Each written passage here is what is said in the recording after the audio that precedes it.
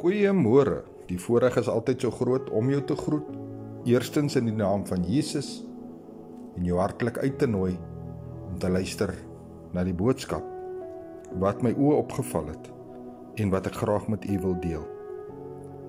Is u 'n Christen? Is u 'n persoon wat godvrugtig lewe in Christus Jesus? Weet jy wat, voel dit soms vir jou asof jy net vervolg word? Sekere persone het vir jou dalk gesê, neem die Here Jesus aan. Stap 'n pad saam met hom. Word wedergebore en alles gaan maanskyn en rose wees. Dalk soos hierdie pragtige veld en die berge in die agtergrond, 'n pragtige boom wat so staan. Dis hoe my lewe gaan wees. Maar kort voor lank kom jy agter dat dit is eintlik nie so nie. Ja, jy's geseën. Ja, jy besef nuwe dinge in die lewe. Maar weet jy word konstant aangeval as gevolg van jou geloof. In 2 Timoteus hoofstuk 3 vers 12 en 13 skryf Paulus die volgende: En almal wat ook godvrugtig wil lewe in Christus Jesus sal vervolg word. Maar goddelose mense en bedrieërs sal voortgaan van kwaad tot erger. Hulle wat verlei en verlei word. Ons kyk gou wat sê die M. Indeed, all who delight in the petty and are determined to live a devoted and godly life in Christ Jesus will meet with persecution, will be made to suffer because of their religious stand.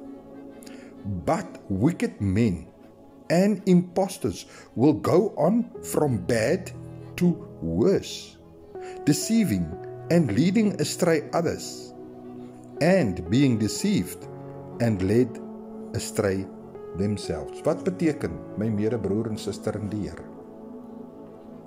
Die wat verlei, wat daar uitgaan om jou te verlei, om vir jou te vertel, maar ag, jou God sal nie worry as jy dit doen nie, hy sal nie dit teen jou hou nie, hy is baie lief vir jou, jy kan maar doen wat jy wil, as jy een keer gered is jy altyd gered, al daai tipe goede. Weet jy wat, hy wat verlei, word op die ou einde ook self verlei. En ek wil vanoggend vir u sê, kom ons dank die Here dat hier in Suid-Afrika het ons nog die voorreg om die Here te dien sonder enige beperkings, sonder dat ons Bybels van ons sal weggeneem word, sonder dat ons doodgemaak word as gevolg van ons geloof. Maar kom ons eer die Here, ons hou ons oë op Jesus. Maak nie saak deur wat se verdrukking, beproewing en die sleg sê van ander of die wat jou spot as gevolg van jou geloof of so aan. Kom, ons hou ons oë gefestig op Jesus. Ek dink weer aan Petrus wat uit die skei het geklim het en na Jesus toe geloop het na hy 'n woord ontvang het van die Here af. Vir oomblikke het hy sy oë van Jesus afgehaal en gekyk na die storms en goed wat heers om hom. En hy het begin sing. Kom ek en jy hou ons oë op Jesus gefestig. Ons haal nie ons oë van sy woord af nie. Ons haal nie ons oë af van die dinge wat hy vir ons gee nie. Ons soek die Heilige Gees, ons soek die Here se teenwoordigheid. Maak nie saak deur die verdrukking en wat ook al wat ons deurgaan nie. Jy sien, daar's mense wat ons liggaam kan doodmaak, maar wat ons het binne in ons, kan niemand van ons al wegvat.